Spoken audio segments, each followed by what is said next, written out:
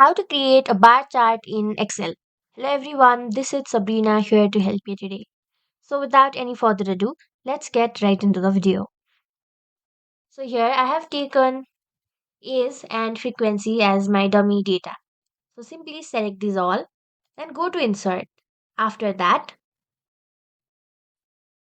go to chart. Now a chart will be appear. And in order to change the type into a bar graph, go to simply go to this chart type and tap on this drag down button. Now all you have to do is select a column chart, which is also called bar graph. So here you can see we have the data of age and frequency in a bar graph. So that's it. Thank you for watching this video. Make sure to like, share and subscribe to our YouTube channel. If you got any questions, comment them down and I'll catch you in the next one.